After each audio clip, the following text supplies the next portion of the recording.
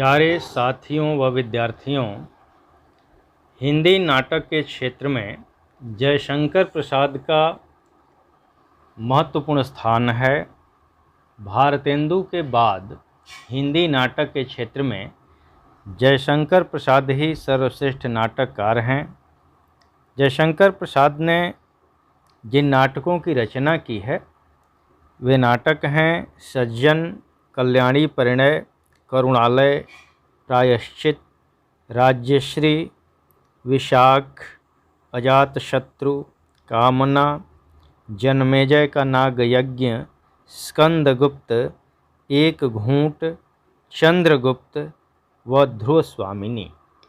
ध्रुव स्वामिनी नाटक जयशंकर प्रसाद का अंतिम नाटक है जो सन 1933 में प्रकाशित हुआ। इस नाटक के बारे में कहा जाता है कि इस नाटक में स्त्री की मुक्ति की समस्या को उठाया गया है। पुरुष के आतंक से नारी मुक्ति की समस्या ही इस नाटक का प्रमुख कथ्य है और इस उद्देश्य की प्राप्ति हेतु नाटककार ने इस नाटक में मात्र 3 अंकों की रचना की और तीसरे अंक में जाकर के नाटक के कथानक का उद्देश्य स्पष्ट हो जाता है। इस नाटक में जो प्रमुख पात्र हैं वे हैं रामगुप्त, चंद्रगुप्त, ध्रुव स्वामिनी, शिखर स्वामी, शकराज, ये प्रमुख पात्र हैं तथा जो अन्य पात्र हैं उनमें मंदाकिनी, कोमा, मिहिरदेव, खिंगल, पुरोहित और जो कुछ कम महत्वपूर्ण पात्र हैं उनमें सामंत कुमार, शक सामंत, प्रतिहारी, प्रहरी, दासी, कुबड़ा, बौना और हिजड़ा। इस नाटक को हम लोग पढ़ेंगे। इसका मैं वाचन करने जा रहा हूँ और इसके तीनों अंकों को 3 भाग के रूप में हम लोग देखेंगे और फिर इस नाटक के ऊपर चर्चा की जाएगी। इस नाटक की विशेषताएं क्या हैं, क्यों इस नाटक को एक महत्वपूर्ण नाटक के रूप में लिया जाता है। तो आइए इस नाटक का हम श्रवण करें। ध्रुव स्वामिनी नाटक का प्रथम अंक। शिविर का पिछला भाग इसके पीछे पर्वतमाला प्राचीर जैसी है। शिविर का एक कोना दिखलाई दे रहा है जिससे सटा हुआ चंद्रातप टंगा है। मोटी मोटी रेशमी डोरियों से सुनहले कामों के पर्दे खंभों से बंधे हैं। 2-3 सुंदर मंच रखे हुए हैं। चंद्रातप और पहाड़ी के बीच छोटा सा कुंज। पहाड़ी पर से एक पतली जलधारा उस हरियाली में बहती है। झरने के पास शिलाओं से चिपकी हुई लता की डालियां पवन में हिल रही हैं।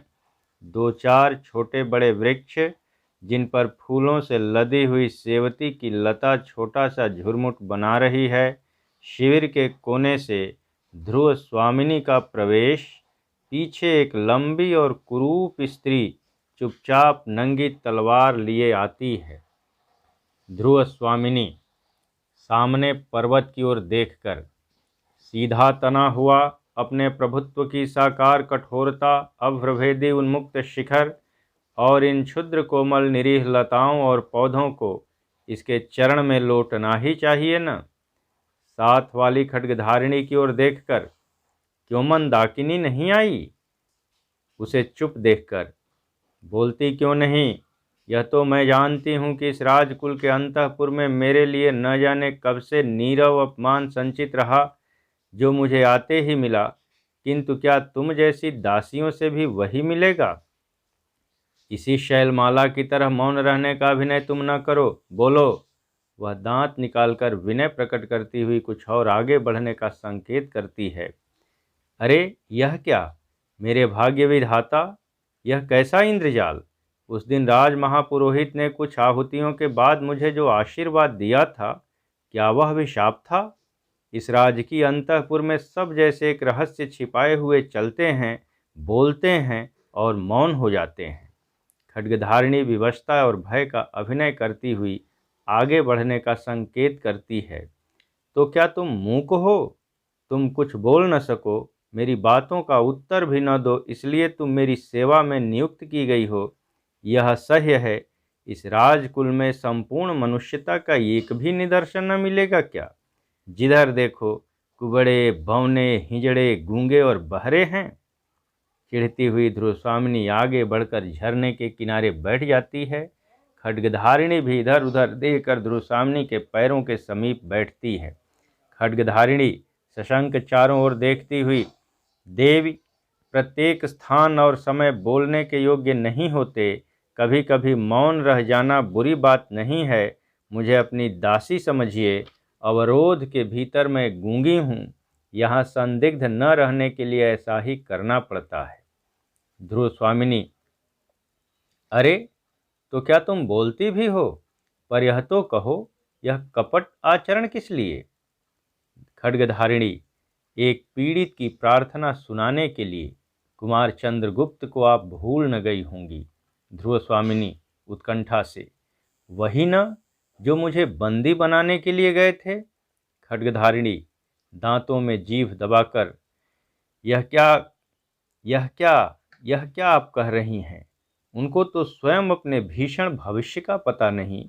प्रत्येक क्षण उनके प्राणों पर संदेह करता है। उन्होंने पूछा है कि मेरा क्या अपराध है? ध्रुव स्वामिनी उदासी की मुस्कुराहट के साथ: अपराध? मैं क्या बताऊं? तो क्या कुमार भी बंदी हैं? खड्गधारिणी: कुछ कुछ वैसा ही है देवी। राजाधिराज से कहकर क्या आप उनका कुछ उपकार कर सकेंगी? ध्रुव स्वामिनी: भला मैं क्या कर सकूंगी? मैं तो अपने ही प्राणों का मूल्य नहीं समझ पाती। मुझ पर राजा का कितना अनुग्रह है, यह मैं भी आज तक न जान सकी। मैंने तो कभी उनका मधुर संभाषण सुना ही नहीं। विलासिनियों के साथ मदिरा में उन्मत्त उन्हें अपने आनंद से अवकाश कहाँ? खड्गधारिणी: तब तो अदृष्ट ही कुमार के जीवन का सहायक होगा। उन्होंने पिता का दिया हुआ स्वत्व और राज्य का अधिकार तो छोड़ ही दिया, इसके साथ अपनी एक अमूल्य निधि भी। ध्रुव स्वामिनी: अपनी अमूल्य निधि? वह क्या? खड्गधारिणी: वह अत्यंत गुप्त है देव, किंतु प्राणों की भीख मांगते हुए कह सकूंगी। ध्रुव स्वामिनी कुछ सोचकर: तो जाने दो। छिपी हुई बातों से मैं घबरा गई हूँ। हाँ, मैंने उन्हें देखा है। वह निरभ्र प्राची का बाल अरुण। आह, राजचक्र सबको पीसता है। पीसने दो, हम निस्सहायों को, दुर्बलों को पीसने दो। खड्गधारिणी: देवी, वह वल्लरी जो झरने के समीप पहाड़ी पर गई है, उसकी नन्ही नन्ही पत्तियों को ध्यान से देखने पर आप समझ जाएंगी कि वह काई की जाति की है। प्राणों की क्षमता बढ़ा लेने पर वही काई जो विचलन बनकर गिरा सकती है, अब दूसरों के ऊपर चढ़ने का अवलंबन बन गई है। ध्रुव स्वामिनी आकाश की ओर देखकर: वह बहुत दूर की बात है। आह, कितनी कठोरता है! मनुष्य के हृदय में देवता को हटाकर राक्षस कहाँ से घुस आता है? कुमार की स्निग्ध, सरल और सुंदर मूर्ति को देखकर कोई भी प्रेम से पुलकित हो सकता है, किंतु उन्हीं का भाई? आश्चर्य! खड्गधारिणी: कुमार को इतने से ही संतोष होगा कि उन्हें कोई विश्वासपूर्वक स्मरण कर लेता है। रही अभ्युदय की बात, सो तो उन्हें अपने बाहुबल और भाग्य पर विश्वास है। ध्रुव स्वामिनी: किंतु उन्हें साहस का कोई ऐसा काम न करना चाहिए जिससे उनकी परिस्थिति और भी भयानक हो जाए। खड्गधारिणी खड़ी होती है: अच्छा, तो अब तू जा और अपने मौन संकेत से किसी दासी को यहाँ भेज दे। मैं अभी यहाँ बैठना चाहती हूँ। खड्गधारिणी नमस्कार करके जाती है। दासी का प्रवेश। दासी हाथ जोड़कर: देवी, सायंकाल हो चुका है। वनस्पतियाँ शिथिल होने लगी हैं। देखिए न, व्योम विहारी पक्षियों का झुंड भी अपने नीड़ों में प्रसन्न कोलाहल से लौट रहा है। क्या भीतर चलने की अभी इच्छा नहीं है? ध्रुव स्वामिनी: चलूंगी क्यों नहीं, किंतु मेरा नीड़ कहाँ? यह तो स्वर्ण पिंजर है। करुण भाव से उठकर दासी के कंधे पर हाथ रखकर चलने को उद्यत होती है। नेपथ्य में कोलाहल, महादेवी कहाँ है, उन्हें कौन बुलाने गई है। ध्रुव स्वामिनी, हैं यह उतावली कैसी। प्रतिहारी प्रवेश करके घबराहट से, भट्टारक इधर आए हैं क्या। ध्रुव स्वामिनी व्यंग्य से मुस्कुराते हुए, मेरे अंचल में तो छिपे नहीं हैं, देखो किसी कुंज में ढूंढो। प्रतिहारी संभ्रम से, अरे महादेवी क्षमा कीजिए, युद्ध संबंधी एक आवश्यक संवाद देने के लिए महाराज को खोजती हुई मैं इधर आ गई हूँ। ध्रुव स्वामिनी, होंगे कहीं, यहाँ तो नहीं है। उदास भाव से दासी के साथ ध्रुव स्वामिनी का प्रस्थान, दूसरी ओर से खड्गधारिणी का पुनः प्रवेश और कुंज में से अपना उत्तरीय संभालता रामगुप्त निकल कर एक बार प्रतिहारी की ओर फिर खड्गधारिणी की ओर देखता है। प्रतिहारी, जय हो देव, एक चिंताजनक समाचार निवेदन करने के लिए अमात्य ने मुझे भेजा है। रामगुप्त झुंझलाकर, चिंता करते करते देखता हूँ कि मुझे मर जाना पड़ेगा। ठहरो। खड्गधारिणी से, हाँ जी, तुमने अपना काम तो अच्छा किया, किंतु मैं समझ न सका कि चंद्रगुप्त को वह अब भी प्यार करती है या नहीं। खड्गधारिणी प्रतिहारी की ओर देखकर चुप रह जाती है। रामगुप्त प्रतिहारी की ओर क्रोध से देखता हुआ, तुमसे मैंने कह दिया ना कि अभी मुझे अवकाश नहीं, ठहर कर आना। प्रतिहारी, राजाधिराज शकों ने किसी पहाड़ी राह से उतरकर नीचे का गिरिपथ रोक लिया है। हम लोगों के शिविर का संबंध राजपथ से छूट गया है। शकों ने दोनों ओर से घेर लिया है। रामगुप्त, दोनों ओर से घिरा रहने में शिविर और भी सुरक्षित है। मूर्ख, चुप रह। खड्गधारिणी से, तो ध्रुव देवी क्या मन ही मन चंद्रगुप्त को, है न मेरा संदेह ठीक। प्रतिहारी हाथ जोड़कर, अपराध क्षमा हो देव, अमात्य युद्ध परिषद में आपकी प्रतीक्षा कर रहे हैं। रामगुप्त हृदय पर हाथ रखकर, युद्ध तो यहाँ भी चल रहा है, देखता नहीं, जगत की अनुपम सुंदरी मुझसे स्नेह नहीं करती और मैं हूँ इस देश का राजाधिराज। प्रतिहारी, महाराज, शकराज का संदेश लेकर एक दूत भी आया है। रामगुप्त, आह, किंतु ध्रुव देवी, उसके मन में टीस है। कुछ सोचकर, जो स्त्री दूसरे के शासन में रहकर प्रेम किसी अन्य पुरुष से करती है, उसमें एक गंभीर और व्यापक रस उद्वेलित रहता होगा। वही तो नहीं जो चंद्रगुप्त से प्रेम करेगी, वह स्त्री न जाने कब चोट कर बैठे, भीतर भीतर न जाने कितने कुचक्र घूमने लगेंगे। खड्गधारिणी से, सुना न, ध्रुव देवी से कह देना चाहिए कि वह मुझे और मुझसे ही प्यार करे, केवल महादेवी बन जाना ठीक नहीं। खड्गधारिणी प्रतिहारी का प्रस्थान, शिखर स्वामी का प्रवेश। शिखर स्वामी, कुछ आवश्यक बातें कहनी है देव। रामगुप्त चिंता से उंगली हिलाते हुए जैसे अपने आप से बातें कर रहा हो। ध्रुव देवी को लेकर क्या साम्राज्य से भी हाथ धोना पड़ेगा? नहीं तो फिर कुछ सोचने लगता है। ठीक तो सहसा मेरे राजदंड ग्रहण कर लेने से पुरोहित, अमात्य और सेनापति लोग छिपा हुआ विद्रोह भाव रखते हैं। शिखर से, है न, केवल एक तुम ही मेरे विश्वास पात्र हो, समझा न? यही गिरिपथ सब झगड़ों का अंतिम निर्णय करेगा। क्यों अमात्य? जिसकी भुजाओं में बल न हो, उसके मस्तिष्क में तो कुछ होना ही चाहिए न। शिखर स्वामी एक पत्र देकर, पहले इसे पढ़ लीजिए। रामगुप्त पत्र पढ़ते पढ़ते आश्चर्य से चौंक उठता है। चौंकिए मत, यह घटना ऐसी आकस्मिक है कि कुछ सोचने का अवसर नहीं। रामगुप्त ठहर कर, है तो ऐसा ही, किंतु एक बार ही मेरे प्रतिकूल भी नहीं, मुझे इनकी संभावना पहले से भी थी। शिखर स्वामी आश्चर्य से, ऐं? तब तो महाराज ने अवश्य ही कुछ सोच लिया होगा। मेघ संकुल आकाश की तरह जिसका भविष्य घिरा हो, उसकी बुद्धि को तो बिजली के समान चमकना ही चाहिए। रामगुप्त सशंक, कह दूं? सोचा तो है मैंने, परंतु क्या तुम उसका समर्थन करोगे? शिखर स्वामी, यदि नीति युक्त हुआ तो अवश्य समर्थन करूँगा। सबके विरुद्ध रहने पर भी स्वर्गीय आर्य समुद्रगुप्त की आज्ञा के प्रतिकूल मैंने ही आपका समर्थन किया था।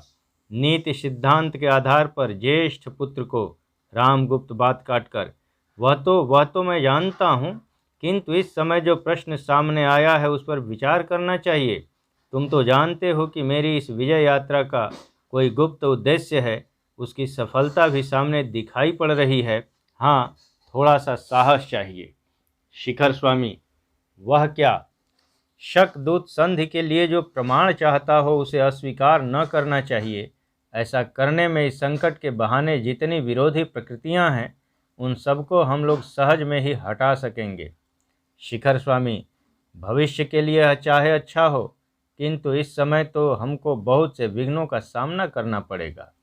रामगुप्त हंसकर, तब तुम्हारी बुद्धि कब काम आएगी? और हाँ, चंद्रगुप्त के मनोभाव का कुछ पता लगा? शिखर स्वामी, कोई नई बात तो नहीं? रामगुप्त, मैं देखता हूँ कि मुझे पहले अपने अंतःपुर के ही विद्रोह का दमन करना होगा। निश्वास लेकर ध्रुव देवी के हृदय में चंद्रगुप्त की आकांक्षा धीरे धीरे जाग रही है। शिखर स्वामी, यह संभव नहीं, किंतु महाराज, अभी आपको दूत से साक्षात करके उपस्थित राजनीति पर ध्यान देना चाहिए। यह एक विचित्र बात है कि प्रबल पक्ष संधि के लिए संदेश भेजे। रामगुप्त, विचित्र हो चाहे सचित्र, अमात्य, तुम्हारी राजनीतिज्ञता इसी में है कि भीतर और बाहर के सब शत्रु एक ही चाल में परास्त हों। तो चलो, दोनों का प्रस्थान। मंदाकिनी का सशंक भाव से प्रवेश। मंदाकिनी चारों ओर देखकर, भयानक समस्या है। मूर्खों ने स्वार्थ के लिए साम्राज्य के गौरव का सर्वनाश करने का निश्चय कर लिया है। सच है, वीरता जब भागती है तब उसके पैरों से राजनीतिक छलछंद की धूल उड़ती है। कुछ सोचकर कुमार चंद्रगुप्त को यह सब समाचार शीघ्र ही मिलना चाहिए। गूंगी के अभिनय से महादेवी के हृदय का आवरण तनिक सा हटा है, किंतु वह थोड़ा सा स्निग्ध भाव भी कुमार के लिए कम महत्व नहीं रखता। कुमार चंद्रगुप्त, कितना समर्पण भाव है उसमें। और उसी का भाई रामगुप्त, कपटाचारी रामगुप्त, जी करता है इस कलुषित वातावरण से कहीं दूर विस्मृत में अपने को छिपा लूं। पर मंदा, तुझे विधाता ने क्यों बनाया? सोचने लगती है।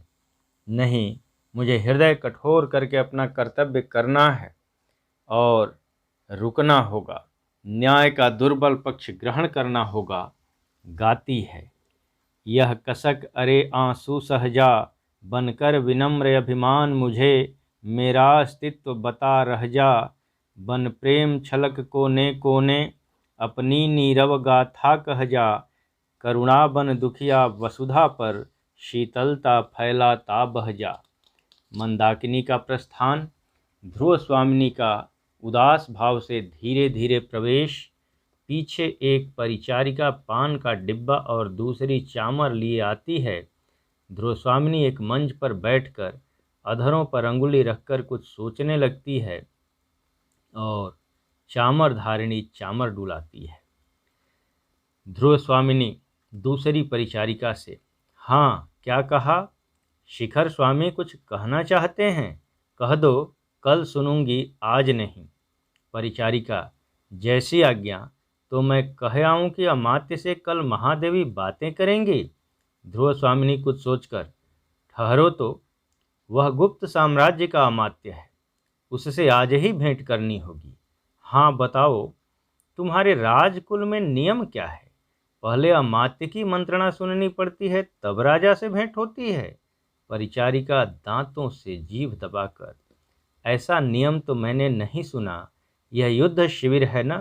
परम भट्टारक को अवसर न मिला होगा। महादेवी, आपको संदेह न करना चाहिए। ध्रुव स्वामिनी, मैं महादेवी ही हूँ ना? यदि यह सत्य है तो क्या तुम मेरी आज्ञा से कुमार चंद्रगुप्त को यहाँ बुला सकती हो? मैं चाहती हूँ कि अमात्य के साथ ही कुमार से भी कुछ बातें कर लूँ। परिचारिका, क्षमा कीजिए, इसके लिए तो पहले अमात्य से पूछना होगा। ध्रुव स्वामिनी क्रोध से उसकी ओर देखने लगती है और वह पान का डिब्बा रखकर चली जाती है। एक बौने का कुबड़े और हिजड़े के साथ प्रवेश। कुबड़ा, युद्ध, भयानक युद्ध। बौना, हो रहा है कि कहीं होगा मित्र। हिजड़ा, बहनों यहीं युद्ध करके दिखाओ ना, महादेवी भी देखें। बौना कुबड़े से, सुनता है रे, तू अपना हिमाचल इधर कर दे, मैं दिग्विजय करने के लिए कुबेर पर चढ़ाई करूंगा।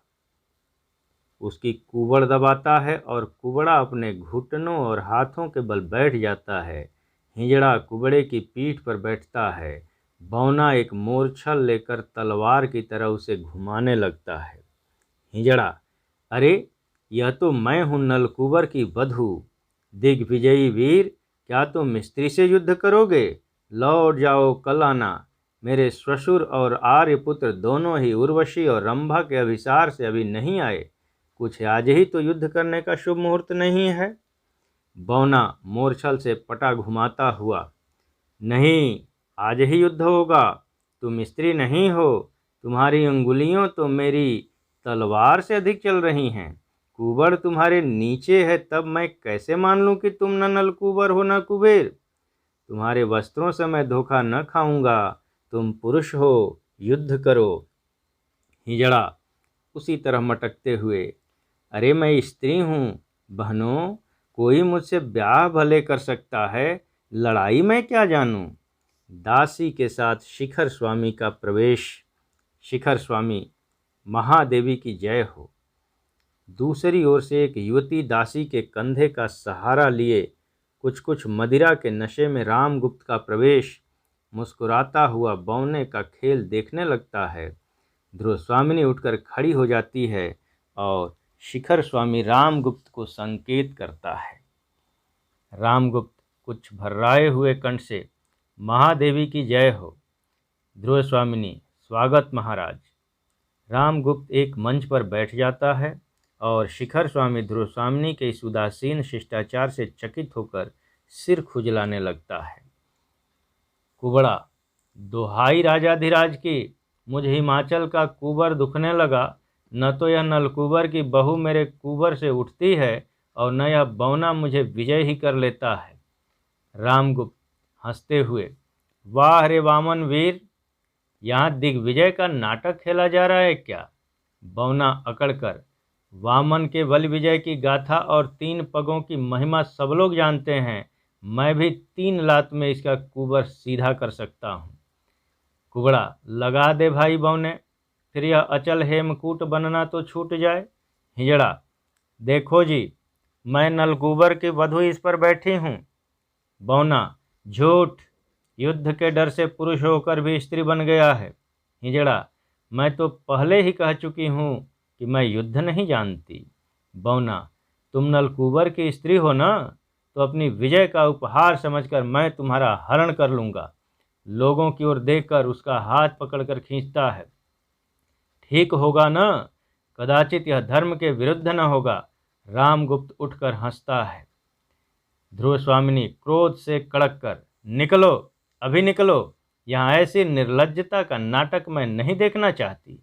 शिखर स्वामी की ओर भी सक्रोध देखती है। शिखर के संकेत करने पर वे भाग जाते हैं। रामगुप्त, अरे ओ दिग्विजयी वीर, सुन तो। उठकर ताली पीटता हुआ हंसने लगता है। ध्रुव स्वामिनी क्षोभ और घृणा से मुंह फेर लेती है।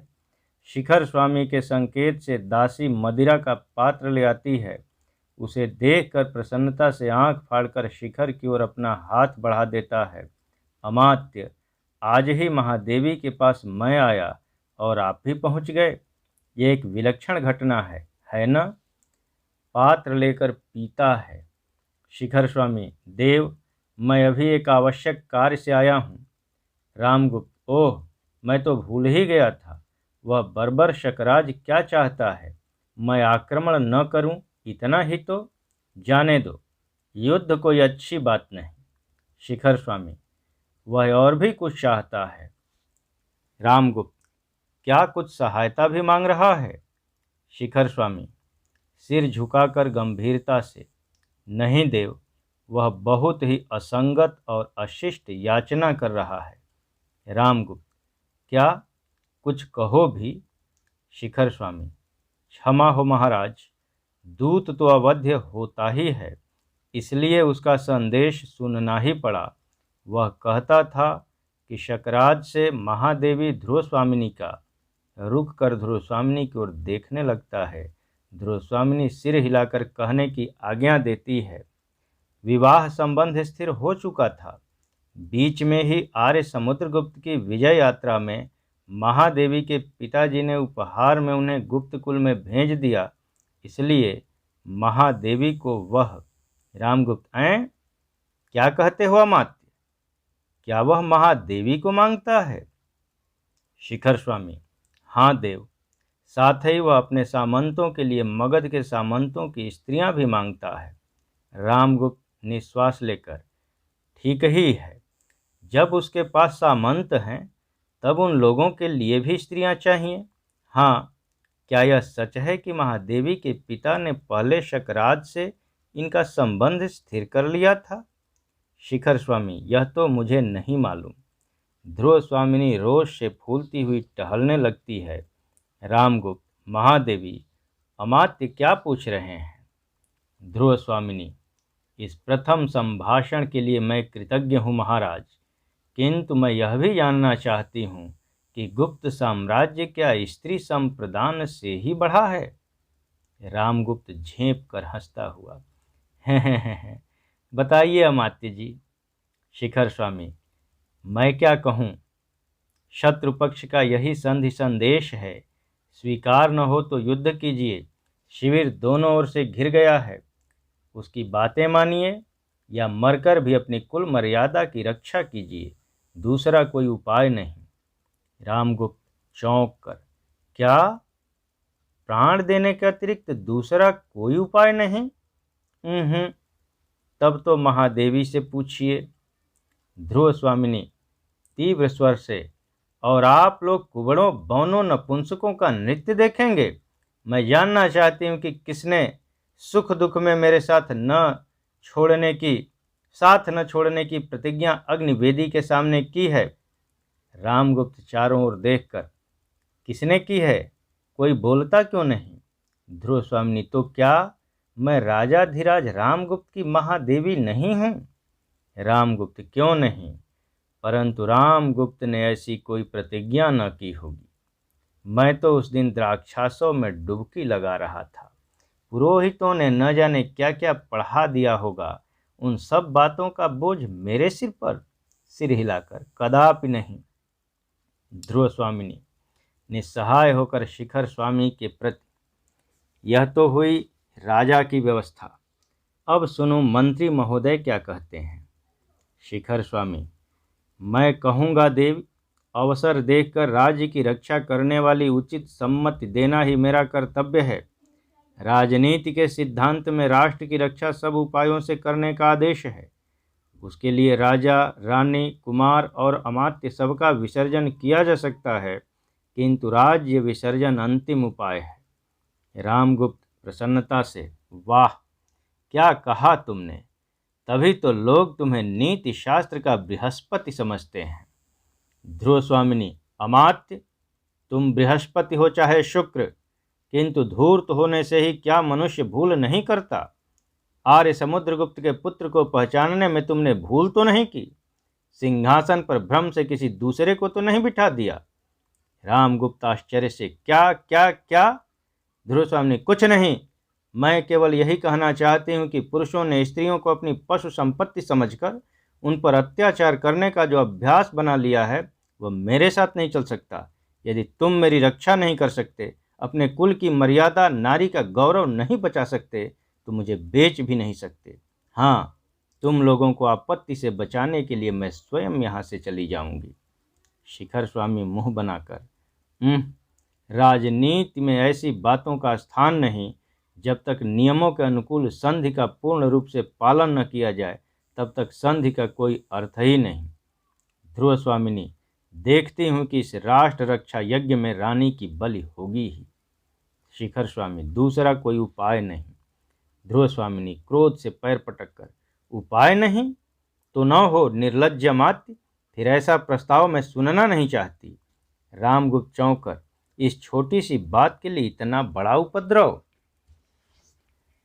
दासी की ओर देखकर मेरा तो कंठ सूखने लगा।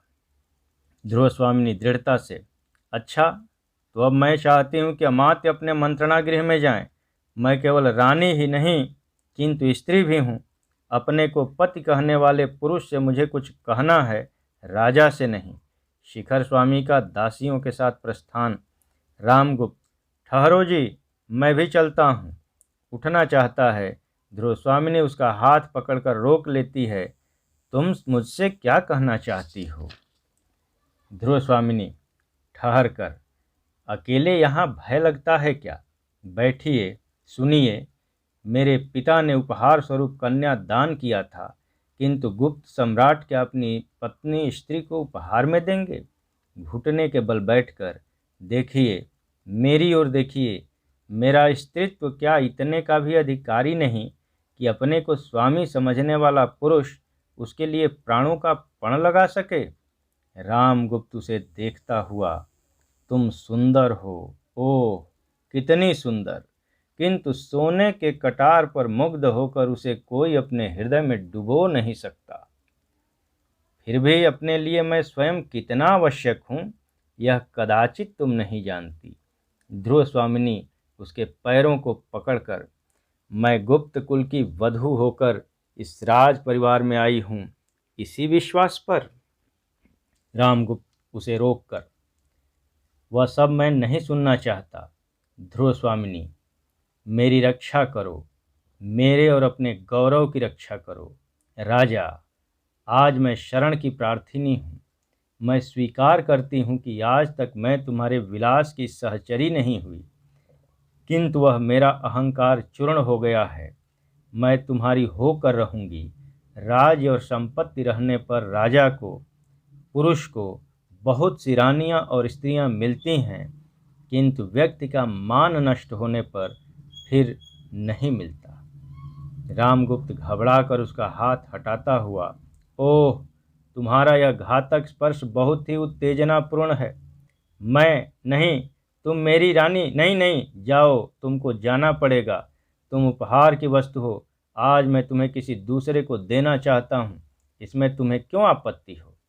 ध्रुव स्वामिनी खड़ी होकर रोष से, निर्लज्ज, मद्यप, क्लीब, ओह तो मेरा कोई रक्षक नहीं?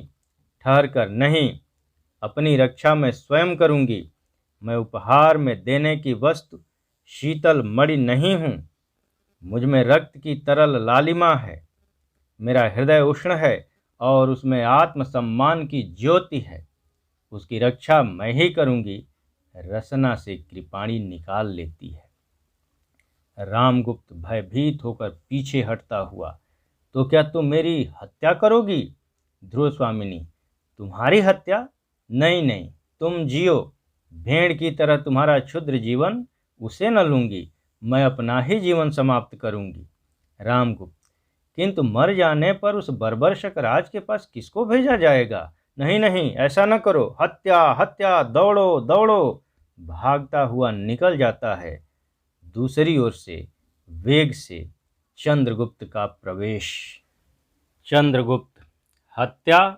कैसी हत्या? ध्रुव स्वामिनी को देखकर, यह क्या महादेवी, ठहरिए। ध्रुव स्वामिनी, कुमार, इसी समय तुम्हें भी आना था? सकरुण देखती हुई, मैं प्रार्थना करती हूँ कि तुम यहाँ से चले जाओ। मुझे अपने अपमान में निर्वसन नग्न देखने का किसी पुरुष को अधिकार नहीं। मुझे मृत्यु की चादर से अपने को ढक लेने दो। चंद्रगुप्त, किंतु क्या कारण सुनने का भी मैं अधिकारी नहीं हूँ? ध्रुव स्वामिनी, सुनोगे? ठहर कर सोचती हुई, नहीं, अभी आत्महत्या नहीं करूँगी। जब तुम आ ही गए हो तो थोड़ा ठहरूंगी। यह तीखी छुरी सतृप्त हृदय में, विकासोन्मुख कुसुम में विषैले कीट के डंक की तरह चुभा दूं या नहीं, इस पर विचार करूंगी। यदि नहीं तो मेरी दुर्दशा का पुरस्कार क्या कुछ और है? हाँ, जीवन के लिए कृतज्ञ, उपकृत और आभारी होकर किसी के अभिमानपूर्ण आत्मविज्ञापन का भार ढोती रहूं, यही क्या विधाता का निष्ठुर विधान है? छुटकारा नहीं, जीवन नियति के कठोर आदेश पर चलेगा ही, तो क्या यह मेरा जीवन भी अपना नहीं है? चंद्रगुप्त, देवी, जीवन विश्व की संपत्ति है। प्रमाद से, क्षणिक आवेश से या दुख की कठिनाइयों से उसे नष्ट करना तो ठीक नहीं। गुप्त कुल लक्ष्मी आज यह छिन्न मस्ता का अवतार किस लिए धारण करना चाहती हैं, सुनो भी। ध्रुव स्वामिनी, नहीं, मैं न मानूंगी, नहीं, मैं न मरूंगी, क्योंकि तुम आ गए हो। मेरी शिविका के साथ चामर सज्जित अश्व पर चढ़कर तुम ही उस दिन आए थे ना। तुम्हारा विश्वासपूर्ण मुखमंडल मेरे साथ आने में क्यों इतना प्रसन्न था? चंद्रगुप्त, मैं गुप्त कुल वधू को आदर सहित ले आने के लिए गया था, फिर प्रसन्न क्यों न होता? ध्रुव स्वामिनी, तो फिर आज मुझे शक शिविर में पहुंचाने के लिए इसी प्रकार तुमको मेरे साथ चलना होगा। आंसू पोंछती है। चंद्रगुप्त आश्चर्य से, यह कैसा परिहास? ध्रुव स्वामिनी, कुमार, यह परिहास नहीं, राजा की आज्ञा है। शक राज को मेरी अत्यंत आवश्यकता है। यह अवरोध बिना मेरा उपहार दिए नहीं हट सकता। चंद्रगुप्त आवेश से, यह नहीं हो सकता महादेवी। जिस मर्यादा के लिए, जिस महत्व को स्थिर रखने के लिए मैंने राजदंड ग्रहण न करके अपना मिला हुआ अधिकार छोड़ दिया, उसका यह अपमान। मेरे जीवित रहते आर्य समुद्रगुप्त के स्वर्गीय गर्व को इस तरह पददलित न होना पड़ेगा। ठहर कर, और भी एक बात है। मेरे हृदय के अंधकार में प्रथम किरण से आकर जिसने अज्ञात भाव से अपना मधुर आलोक ढाल दिया था, उसको भी मैंने केवल इसीलिए भूलने का प्रयत्न किया कि सहसा चुप हो जाता है। ध्रुव स्वामिनी आंखें बंद किए कुतूहल भरी प्रसन्नता से, हाँ हाँ, कहो कहो। शिखर स्वामी के साथ रामगुप्त का प्रवेश। रामगुप्त, देखो तो कुमार, यह भी कोई बात है? आत्महत्या कितना बड़ा अपराध है। चंद्रगुप्त, और आपसे तो वह भी नहीं करते बनता। रामगुप्त शिखर स्वामी से, देखो कुमार के मन में छिपा हुआ कलुष कितना कितना भयानक है। शिखर स्वामी, कुमार, विनय गुप्त कुल का सर्वोत्तम गृह विधान है, उसे न भूलना चाहिए। चंद्रगुप्त व्यंग्य से हंसकर, अमात्य, तभी तो तुमने व्यवस्था दी है कि महादेवी को देकर भी संधि की जाए। क्यों? यही तो विनय की पराकाष्ठा है। ऐसा विनय प्रवंचकों का आवरण है जिसमें वह शील न हो जो परस्पर सम्मान की घोषणा करता है। का पुरुष आर्य समुद्रगुप्त का सम्मान? शिखर स्वामी बीच में बात काटकर, उसके लिए मुझे प्राण दंड दिया जाए, मैं उसे अविचल भाव से ग्रहण करूंगा, परंतु राजा और राष्ट्र की रक्षा होनी चाहिए। मंदाकिनी प्रवेश करते हुए, राजा अपने राज्य की रक्षा करने में असमर्थ है, तब भी उस राजा की रक्षा होनी ही चाहिए। अमात्य, यह कैसी विवशता है? तुम मृत्यु दंड के लिए उत्सुक, महादेवी आत्महत्या करने के लिए प्रस्तुत, फिर यह हिचक क्यों? एक बार अंतिम बल से परीक्षा कर देखो, बचोगे तो राष्ट्र और सम्मान भी बचेगा, नहीं तो सर्वनाश। चंद्रगुप्त, आह मंदा, भला तू कहाँ से यह उत्साह भरी बात कहने के लिए आ गई? ठीक तो है अमात्य, सुनो यह स्त्री क्या कह रही है। रामगुप्त अपने हाथों को मसलते हुए, दुरभिसंधि, छल, मेरे प्राण लेने का कौशल। चंद्रगुप्त, तब आओ हम लोग स्त्री बन जाएं और बैठकर रोएं। हिजड़ा प्रवेश करते हुए, कुमार, स्त्री बनना सहज नहीं है, कुछ दिनों तक मुझसे सीखना होगा। सबका मुंह देखता है और शिखर स्वामी के मुंह पर हाथ फेरता है। तुम नहीं बन सकते, तुम्हारे ऊपर बड़ा कठोर आवरण है। कुमार के समीप आकर, कुमार, मैं शपथ खाकर कह सकती हूँ, यदि मैं अपने हाथों से सजा दूं तो आपको देखकर महादेवी का भ्रम हो जाए। चंद्रगुप्त उसका कान पकड़कर बाहर कर देता है। ध्रुव स्वामिनी, उसे छोड़ दो कुमार, यहाँ पर एक वही नपुंसक तो नहीं है, बहुतों में से किसको किसको निकालोगे। चंद्रगुप्त उसे छोड़कर चिंतित सा टहलने लगता है और शिखर स्वामी रामगुप्त के कानों में कुछ कहता है। चंद्रगुप्त सहसा खड़े होकर, अमात्य तो तुम्हारी ही बात रही। हाँ, उसमें तुम्हारे सहयोगी हिजड़े की भी सम्मति मुझे अच्छी लगी।